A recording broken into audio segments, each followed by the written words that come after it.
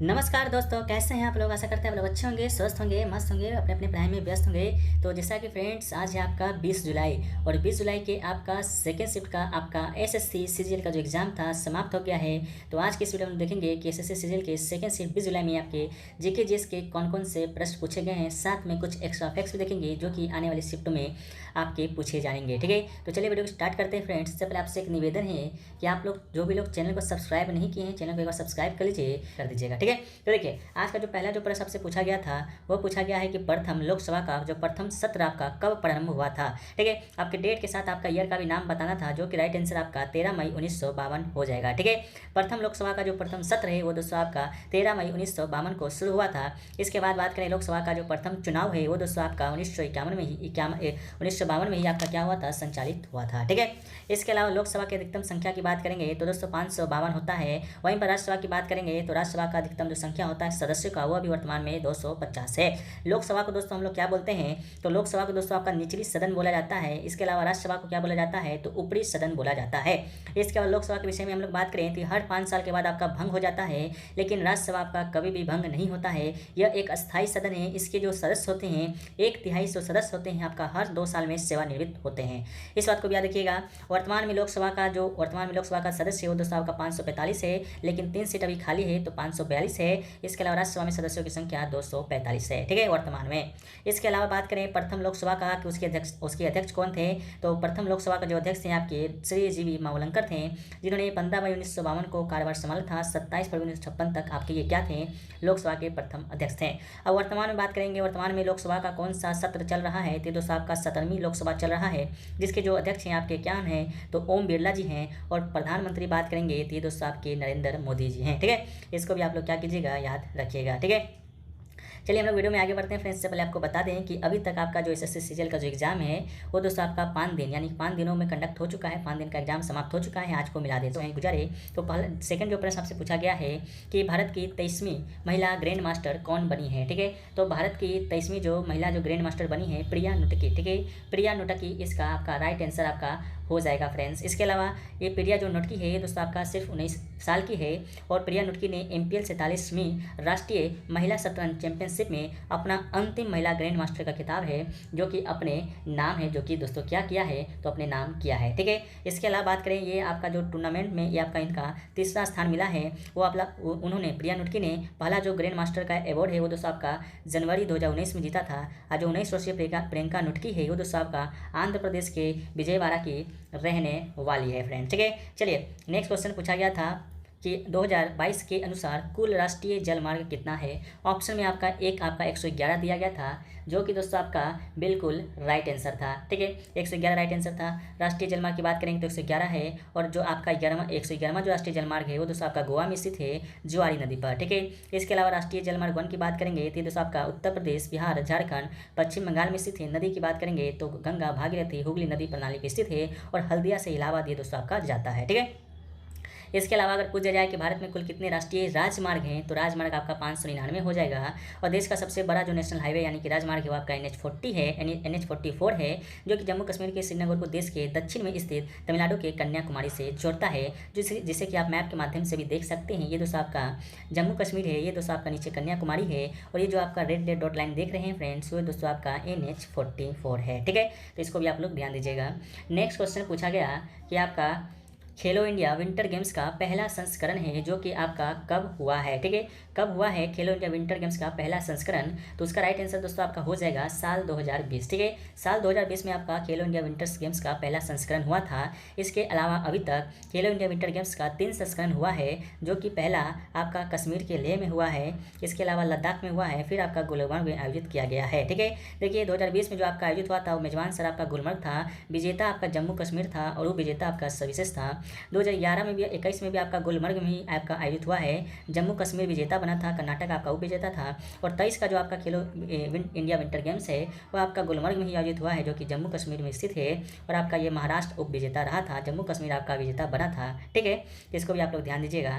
इसके अलावा पहला खेलो इंडिया गेम्स की अगर बात करेंगे हम लोग खेलो इंडिया गेम्स का, तो इसका जो आयोजन है आपका 2018 में हुआ है नई दिल्ली में। ठीक है, ये आपका जो खेलो इंडिया गेम्स है इसका पहले नाम आपका खेलो इंडिया स्कूल गेम्स हुआ करता था, लेकिन 2019 में इसे बदलकर खेलो इंडिया गेम्स कर दिया गया था और खेलो इंडिया यूनिवर्सिटी गेम्स कर दिया गया था। इसका जो तीसरा संस्करण है वो दोस्तों आपका 2023 में आयोजित हुआ है और उत्तर प्रदेश में आयोजित हुआ है, उत्तर प्रदेश के 4 शहरों में। ठीक है, इसके अलावा नेक्स्ट क्वेश्चन पूछा गया था कि रिक्की केज, ठीक है, रिक्की केज को दोस्तों आपका ग्रैमी अवार्ड दिया गया था, तो वो पूछा गया था किसके लिए दिया गया है। ऑप्शन में दोस्तों आपका सोलो सॉन्ग था, आपका एल्बम था, तो इसका राइट आंसर है दोस्तों आपका एल्बम हो जाएगा। ठीक है, रिक्की केज की एक एल्बम थी डिवाइन टाइट्स, ठीक है, डिवाइन टाइट्स एल्बम के लिए रिक्की केज को आपका ग्रैमी अवार्ड का किताब दिया गया था। और ये जो रिक्की केज है ये आपका ग्रैमी, ये इनका तीसरा ग्रैमी अवार्ड था, इसको भी आप याद रखिएगा। नेक्स्ट क्वेश्चन पूछा गया कि भांगड़ा और गिद्धा जो नृत्य है वो आपका किस राज्य से संबंधित है। तो भांगड़ा और गिद्धा जो नृत्य दोस्तों आपका हो जाएगा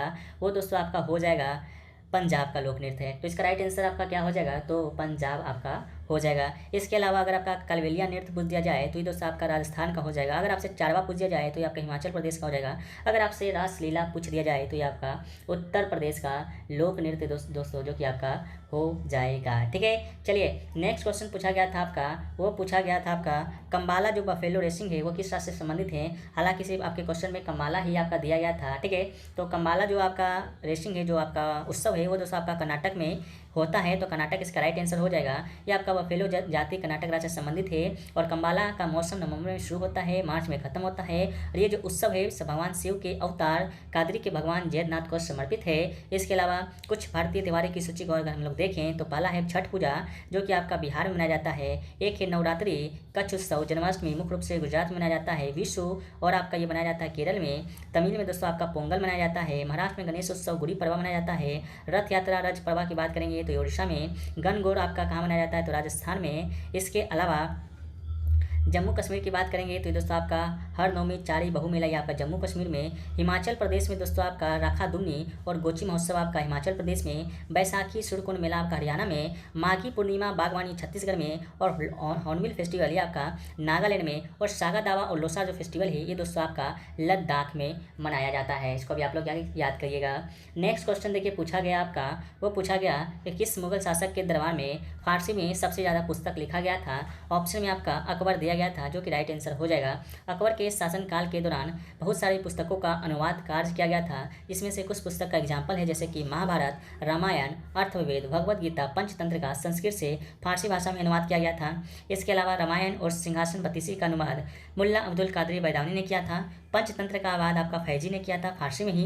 राजतरंगिणी का अनुवाद आपका मौलाना शाह मोहम्मद शाहवादी ने किया था फारसी में ही। अबुल फजल ने आईनी अकबरी लिखा था, अकबरनामा लिखा था जो कि आपका फारसी में ही लिखा था। ठीक है, नेक्स्ट क्वेश्चन पूछा गया पूना पैक्ट पर गांधी जी किसने हस्ताक्षर किया था गांधी जी के साथ, तो इसका राइट आंसर आपका डॉक्टर भीमराव अंबेडकर हो जाएगा। ठीक है, ये जो पूना पैक्ट पर हस्ताक्षर हुआ था 24 सितंबर 1932 को शाम 5 बजे येरवदा जेल में। ठीक है, येरवदा जेल में हुआ था जो कि पूना में स्थित है। गांधी और डॉक्टर अंबेडकर के बीच समझौता हुआ था जिसे बाद में पूना पैक्ट के नाम से जाना जाता है। ये जो पूना पैक्ट था ब्रिटिश भारत की संसद में चुनाव सीटों के आरक्षण के साथ दलित वर्गों को प्रदान करने के लिए 1932 में हस्ताक्षरित समझौते को संदर्भित करता है। इसके अलावा ये पूना की येरवदा जेल सेंट्रल में हुआ था। महात्मा गांधी जी और भीमराव अंबेडकर के बीच हुआ था, लेकिन भीमराव अंबेडकर की ओर से मदन मोहन मालवीय इस पर साइन किए थे। इस बात को भी आप याद रखिएगा।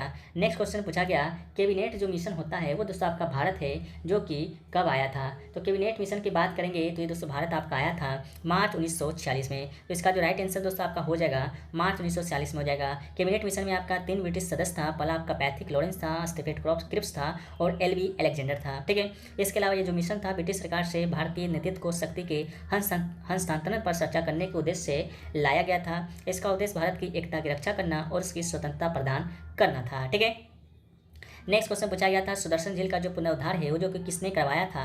तो इसका जो राइट आंसर था आपका रुद्रा दामन इसका राइट आंसर था। लेकिन सुदर्शन झील के बारे में हम लोग बात करें तो ये दोस्तों आपका गिरनार नामक पहाड़ी पर मध्य सौराष्ट्र में स्थित है। सौराष्ट्र कहाँ पड़ता है, गुजरात में। इस झील का जो निर्माण है किसने करवाया था, तो इस झील का निर्माण आपका मौर्य वंश के संस्थापक था चंद्रगुप्त मौर्य ने करवाया था। इसको आप लोग याद रखिएगा। चंद्रगुप्त मौर्य के आदेश से उनके गिरनार में नियुक्त राज्यपाल पुष्पगुप्त वेश्य के द्वारा किया गया था। ठीक है, इसके अलावा सुदर्शन झील का जो पुनर्निर्माण है बहुत सारे शासकों के द्वारा किया गया था। पहला आपका शोक के आदेश पर किया गया था। उसके महान गुरु तुसप ने इससे सरोवर को फिर से बनाकर मजबूत किया था। दूसरा आपका मौर्य काल के बाद सौराष्ट्र के राज्यपाल सुविशाख के शक शासक रुद्रदामन के आदेश पर हुआ था।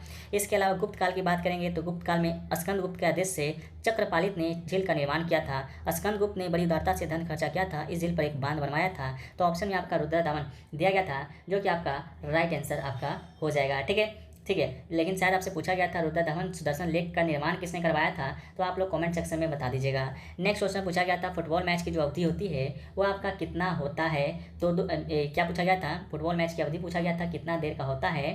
ठीक है, तो इसका जो राइट आंसर दोस्तों आपका हो जाएगा, ये दोस्तों आपका 90 मिनट का होता है। लेकिन फुटबॉल में 2 कंटिन्यू कितनी टाइम की सीरीज होती है, तो आपका 45 मिनट का 2 आपका ब्रेक के बाद खेला जाता है। 90 मिनट का टोटल गेम होता है, 15 मिनट का आपका विराम दिया जाता है। उसके फुटबॉल में 11 खिलाड़ी होते हैं, एक गोलकीपर शहीद होते हैं। ठीक है, तो 45 मिनट आपका राइट आंसर था, नहीं सिर्फ 45 मिनट राइट आंसर था। ठीक है, नेक्स्ट क्वेश्चन पूछा गया कि बंगाल की खाड़ी और अरब की खाड़ी का जो मानसून होता है वो दोस्तों आपका कहाँ पर मिलता है। ठीक है, तो इसका जो राइट आंसर था ऑप्शन में आपका दिया गया था गंगा के मैदानी इलाकों के उत्तर पश्चिम भाग। ठीक है, तो ये दोस्तों आपका क्या था, यही आपका राइट आंसर आपका हो जाएगा। ठीक है, north western of Ganga plains option में दिया गया था। तो अरब सागर और बंगाल की खाड़ी में मानसून की जो शाखाएं हैं गंगा के मैदानी के इलाके के उत्तर पश्चिम भाग में विलीन हो जाते हैं।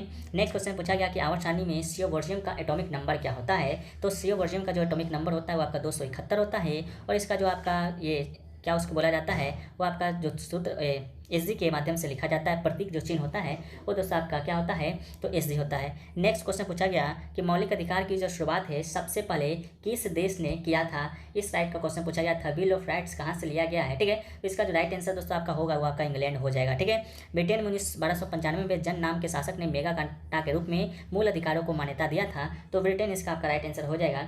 नेक्स्ट क्वेश्चन पूछा गया कि कृषि आर्थिक गतिविधि के किस क्षेत्र में आता है, तो ये दोस्तों आपका प्राथमिक क्षेत्र में आता है, तो इसका राइट आंसर आपका प्राथमिकी हो जाएगा।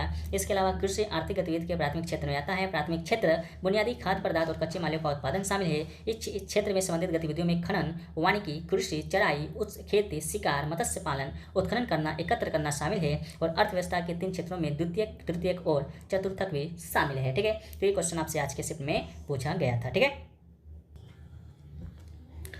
एक प्रश्न और मिला है फ्रेंड्स कि आपका प्रवर का ऊपरी भाग। ठीक है, क्या क्वेश्चन यहाँ पर लिख देते हैं, आपको समझ में आएगा कि प्रवर का ऊपरी भाग जिस पर, ठीक है, प्रवर का ऊपरी भाग जिस पर पृथ्वी की प्राप्ति होती है। ठीक है, जिस पर पृथ्वी की प्राप्ति होती है वो दोस्तों कौन सा मंडल कहलाता है, तो ये दोस्तों आपका ध्रुवल मंडल। ठीक है, ध्रुवल मंडल दोस्तों आपका इसका क्या हो जाएगा, राइट आंसर। इसका राइट आंसर क्या हो जाएगा, ध्रुवल मंडल इसका राइट आंसर हो जाएगा। इंग्लिश में हम लोग बात करें तो एस्ट्रोनोस्फेयर। ठीक है, एस्ट्रोनोस्फेयर आपका इसका राइट आंसर था। ठीक है, इसको हम लोग वीडियो में शामिल कर देंगे, ये छूट गया था। ठीक है, तो एस्ट्रोनोस्फेयर इसका आपका राइट आंसर हो जाएगा। ठीक है, मेंटल का ऊपरी भाग जिस पर पृथ्वी की परत तैरती है। ठीक है, ये क्वेश्चन आपसे पूछा गया था, तो आपका एस्ट्रोनोस्फेयर इसका राइट आंसर हो जाएगा फ्रेंड्स। ठीक है, इसके अलावा एस्ट्रोनोस्फेयर की बात करेंगे तो ये दोस्तों आपका पृथ्वी की सतह से 100 किलोमीटर और 400 किलोमीटर के बीच आपका क्या होता है, स्थित होता है।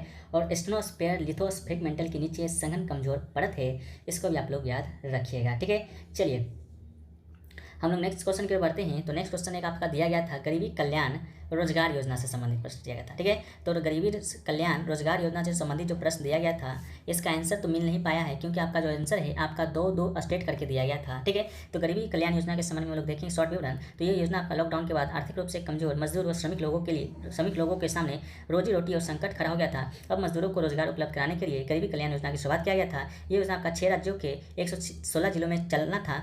पहला आपका बिहार के खगड़िया जिले से इस योजना की शुरुआत हुआ था। 125 दिनों के लिए इस योजना में मजदूरी मिलेगा, रोजगार मिलेगा, इसका उद्देश्य था। ठीक है, तो आपका एक तो बिहार राइट आंसर हो जाएगा, लेकिन दूसरा ऑप्शन क्या दिया गया था उसका सही आंसर है जो कि मिल नहीं पाया है। अगला जो क्वेश्चन देखा पूछा गया था वो दोस्तों आपका पूछा गया था प्रधानमंत्री पेंशन डोनेट योजना का नाम क्या है। ठीक है, तो इसका जो राइट आंसर आपका हो जाएगा प्रधानमंत्री श्रम योगी मानधन योजना, इसका राइट आंसर हो जाएगा। केंद्रीय श्रम रोजगार मंत्री भूपेंद्र यादव ने 7 मार्च 2022 को प्रधानमंत्री श्रम योगी मानधन योजना के तहत दान पेंशन या डोनेट पेंशन अभियान की शुरुआत अपने आवास से की थी और अपने मालिक को दान करके दिया था। ठीक है, इसके अलावा नेक्स्ट क्वेश्चन पूछा गया था यदि कर बढ़ेगा तो मांग पर क्या प्रभाव पड़ेगा, इस प्रकार का कोई क्वेश्चन है जो कि आपका पूछा गया था। तो मान लीजिए कि यदि आपका टैक्सेशन बढ़ता है तो मांग पर क्या प्रभाव बढ़ेगा, तो मांग दोस्तों आपका घट जाएगा। ठीक है, टैक्स बढ़ेगा तो कोई भी लोग आपका सामान लेने से हिचकिचाएगा क्योंकि टैक्स ज़्यादा देना पड़ेगा, तो मांग मेरे ख्याल से आपका क्या होगा, घट जाएगा। ठीक है, इसके अलावा अगला जो क्वेश्चन आपसे पूछा गया था मणिपुरी नृत्य से संबंधित पूछा गया था। ये प्रश्न हम कंफर्म नहीं कर पा रहे हैं। ठीक है, आपका मणिपुर से एक शायद आपका पूछा गया था होज नावी। ठीक है, होज नावी एक उपनाम दिया गया था मणिपुरी डांसर में और पूछा गया था कि ये किसको दिया गया था। तो ठीक है, इसका जो राइट आंसर था दोस्तों शायद आपका गंगाधर जावेरी था क्या। ठीक है, गंगाधर जावेरी था। अगर था तो आप लोग